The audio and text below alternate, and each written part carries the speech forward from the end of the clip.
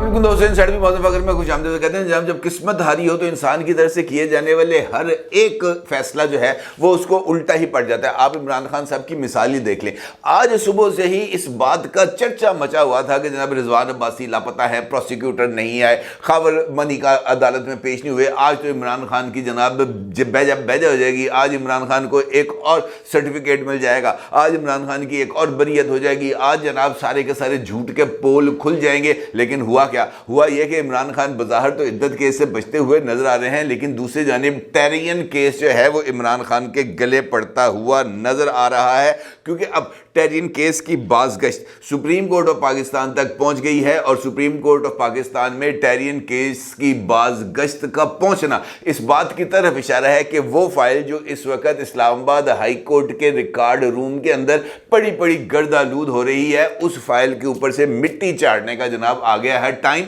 और जैसे ही इस फाइल से मिट्टी चढ़ेगी, इमरान खान साहब के लिए एक और फनियर ना सिर्फ सर उठा के खड़ा हो जाएगा, बल्कि इमरान खान साहब के लिए और भी ज्यादा मुश्किलात पैदा हो जाती हैं। कैसे? ये एक इंपॉर्टेंट सवाल है। सवाल ये भी है कि टेरियन केस की बाज़गश्त सुप्रीम कोर्ट ऑफ पाकिस्तान तक कैसे पहुंची। सवाल ये भी है कि टेरियन केस के इंपैक्ट पर सुप्रीम कोर्ट ऑफ पाकिस्तान का रद्द अमल क्या होगा और वो कौन सी फाइल है जो इस वक्त इस्लामाबाद हाई कोर्ट के रिकॉर्ड रूम में पड़ी है और वो मिट्टी में पड़कर मिट्टी हो चुकी है और उस फाइल के ऊपर से अभी तक मिट्टी नहीं झाड़ी गई, और वो क्या वजूहात हैं जिनकी बिना पर रजिस्ट्रार इस्लामाबाद हाई कोर्ट भी इस केस को, इस फाइल को बाहर निकाल कर इसे अप्रोप्रिएट बेंच के रूबरू, जिसकी नई तश्कील भी हो चुकी है, के सामने फिक्स करने से कतरा रहे हैं। इंपॉर्टेंट सूरत हाल है, इसके ऊपर आपके साथ बात करूंगा। लेकिन लंदन से एक और खबर भी आई है, उसका आपके साथ जिक्र करना बहुत ही ज्यादा जरूरी है, क्योंकि वो खबर जनाब है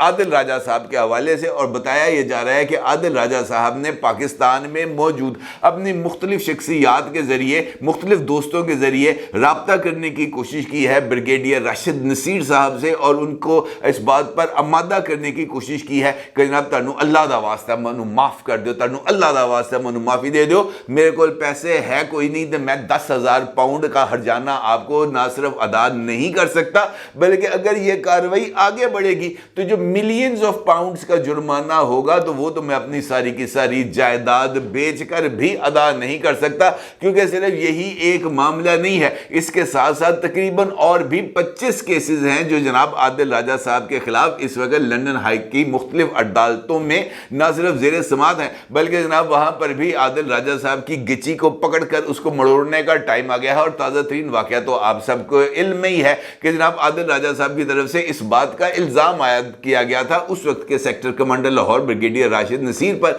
कि जनाब वो इंतखाबात पर असरअंदाज होने की कोशिश कर रहे हैं और मुख्तलिफ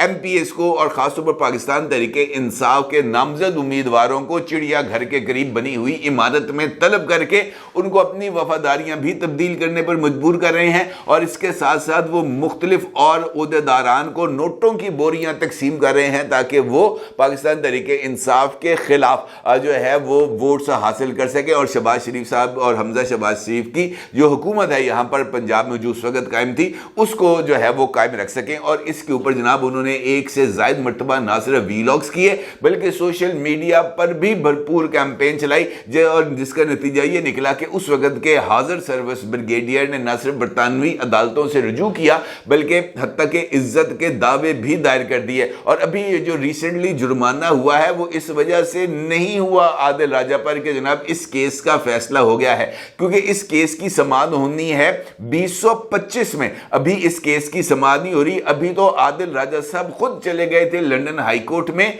और जाकर उन्होंने इस बात की दरखास्त की थी कि जनाब ये जो कार्रवाई होने जा रही है 2025 में, इस कार्रवाई को रोका जाए, इसके ऊपर स्टे ऑर्डर दिया जाए ताकि जनाब ये जो है ना जो सबूत वगैरह हैं वो किसी ना किसी तरीके से फराहम किए जा सके। लेकिन अदालत ने आदिल राजा साहब की तरफ से उठाए जाने वाले हर एक जो मौक़िफ़ था उसको ना सिर्फ मुस्तरद कर दिया बल्कि इस मामले में गैर ज़रूरी ताख़ीर पर उनको 5,000 पाउंड का एक जुर्माना और दूसरा इस केस की मद में उठने वाले तमाम तर इखराजात ब्रिगेडियर राशिद नसीर को भी अदा करने का हुक्म दे दिया। और मजबूरी तौर पर 17 अप्रैल की तारीख का तयन करते हुए उन्हें यह बात कही गई, यानी कल 17 अप्रैल कल तक जनाब आदिल राजा साहब को 10,000 पाउंड जो हैं वो अदा करने हैं। अब अगर عادل راجہ کو 10,000 پاؤنڈ ادا کرنے پڑے ہیں صرف کیس کو ڈیلے کرنے کے چکر میں، تو آپ اس بات سے اندازہ لگا سکتے ہیں کہ مستقبل میں بھی عادل راجہ کے پاس کوئی ایسا ثبوت نہیں ہوگا جس کو وہ برطانوی عدالت کے سامنے پیش کرے اور وہ اس بات کے الزام کو فکس کرے کہ جناب بریگیڈیئر راشد کی طرف سے انتخابی عمل میں مداخلت کی گئی تھی، لہٰذا ان کی گردن تو شکنجے میں آنا 100% طے ہے۔ اب اس صورتحال میں کیا موقف کیا جا سکتا ہے یا کون سے آپشن کو اڈاپٹ کیا جا سکتا ہے؟ یہ کہ جناب میں پیری پہننا، اس کے علاوہ تو کوئی اور موقف اختیار نہیں کیا جا سکتا، اور اس کے لیے برطانیہ سے پاکستان آ کر جناب بریگیڈیئر راشد کے پیری تو وہ پڑھ نہیں سکتے، کیونکہ یہاں پر ان کے خلاف نہ صرف مقدمات ہیں بلکہ کئی مقدمات میں وہ اشتہاری بھی ہیں، اور ان کی عدم موجودگی میں ان کو سزائیں بھی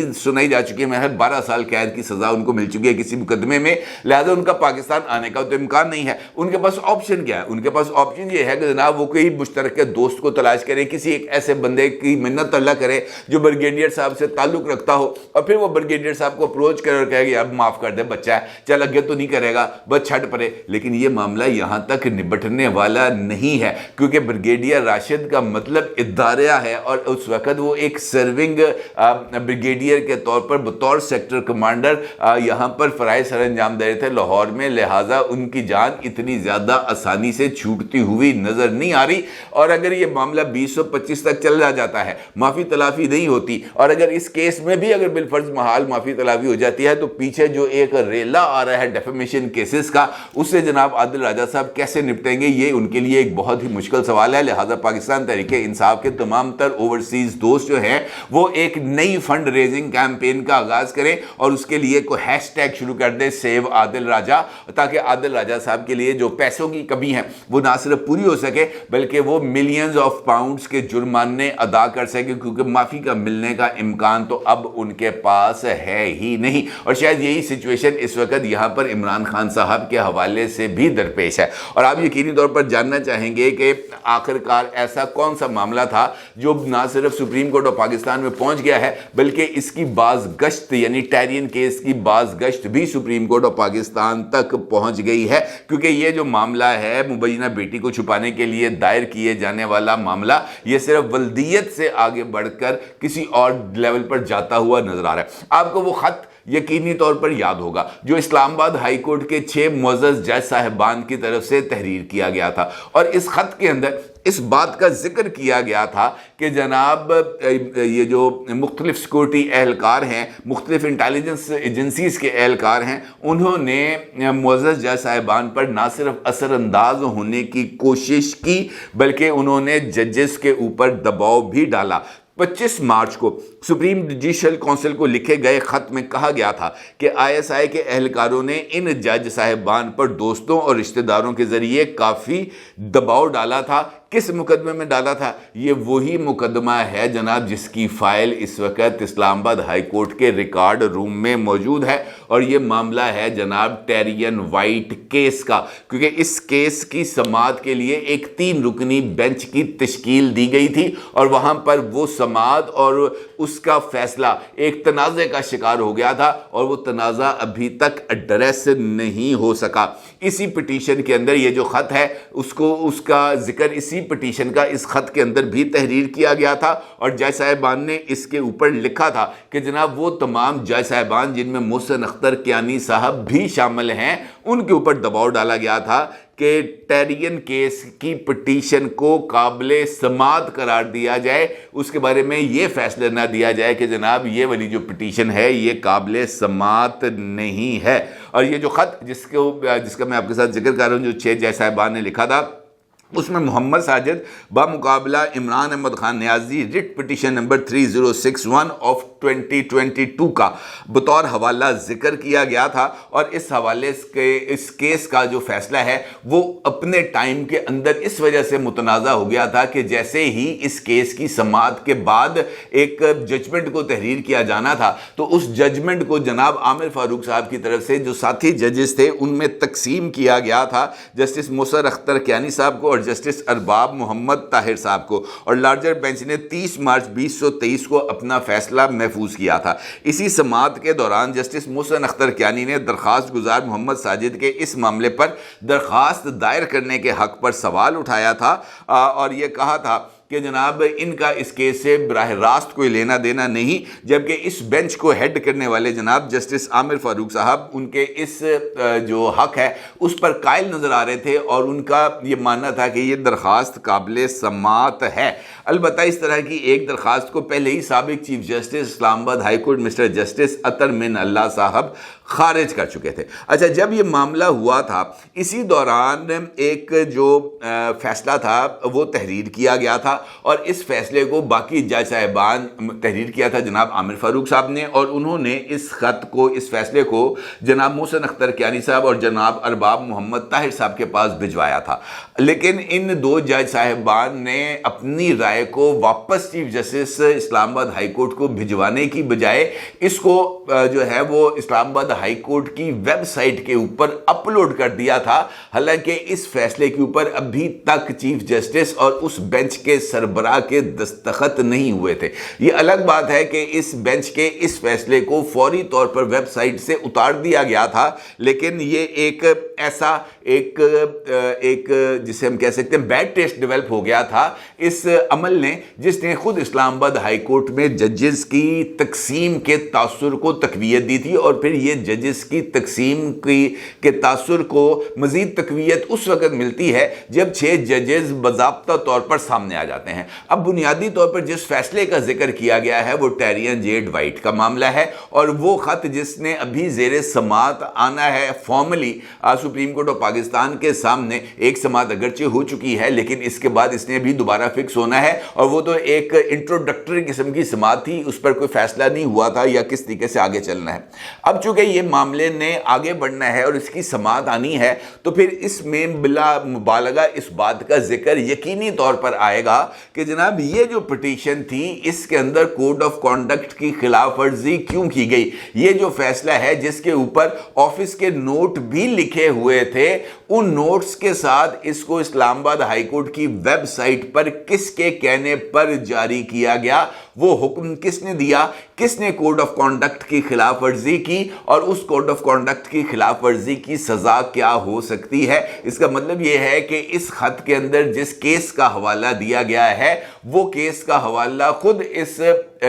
خط کے تحریر کرنے والے 2 جج صاحبان کے لیے مشکل کا سبب بننے جا رہا ہے، اور اگر یہ معاملہ دوبارہ سپریم کورٹ آف پاکستان کے روبرو آتا ہے اور وہ بینچ جس کو دوبارہ تشکیل دیا گیا ہے اس کیس کو دوبارہ اثر نو سماعت کے لیے نئے بینچ کے روبرو سماعت کے لیے پیش کیا جاتا ہے، تو اس کا مطلب یہ ہے کہ یہ کیس جو ہے وہ عمران خان صاحب کے لیے ایک نئے تنازع کا، ایک نئی پریشانی کا سبب بنے گا، کیونکہ چیف جسٹس اسلام آباد ہائی کورٹ کا ابھی تک جو ججمنٹ ہے وہ سامنے نہیں آ سکی تھی۔ 2 ججز کی ججمنٹ سامنے آنے سے ایک تنازع ڈیولپ ہو گیا تھا، لہٰذا یہ والا جو معاملہ ہے یہ ایک نئے رخ پر جاتا ہوا نظر آ رہا ہے، اور سپریم کورٹ آف پاکستان کے روبرو اس کیس کے سامنے آنے سے بھی نئے سوالات پیدا ہوں گے، خاص طور پر ججز کے کانڈکٹ کے اعتبار سے۔ اس کا مطلب یہ ہے کہ جیسے جیسے یہ معاملہ آگے بڑھے گا ٹیرین کیس کا یا یہ 6 ججز کے خط کا معاملہ، تو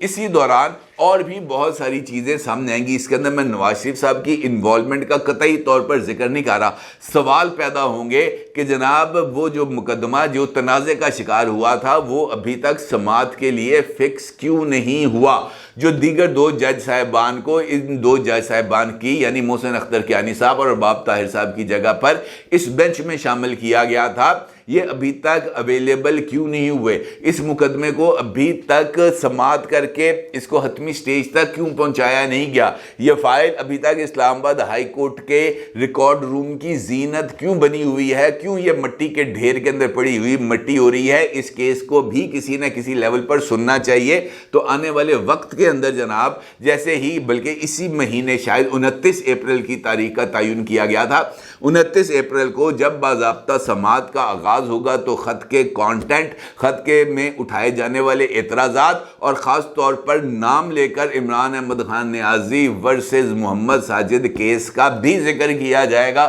اور وہاں پر اس بات کا ذکر بھی ہوگا کہ ٹیرین کے معاملے کے اوپر اسلام آباد ہائی کورٹ کے جج صاحبان پر دباؤ کس نے ڈالا تھا، دباؤ ڈالنے والوں کے نام بھی سامنے آئیں گے، اور پھر اس دباؤ کے نتیجے میں جو فیصلہ آیا تھا وہ فیصلہ کوڈ آف کانڈکٹ کی خلاف ورزی کرتے ہوئے کیسے جاری کیا گیا تھا، یعنی دونوں طرف سے جو ہے نا معاملہ وہ پھنس گیا ہے، ججز بھی پھنس گئے ہیں اور خان صاحب بھی پھنس گئے ہیں، اور دیکھنا یہ ہے کہ اب اس کا حتمی نتیجہ کیا نکلے گا۔ اپنے ضروری اظہار کیجیے گا۔ آپ کا بہت شکریہ، اللہ حافظ۔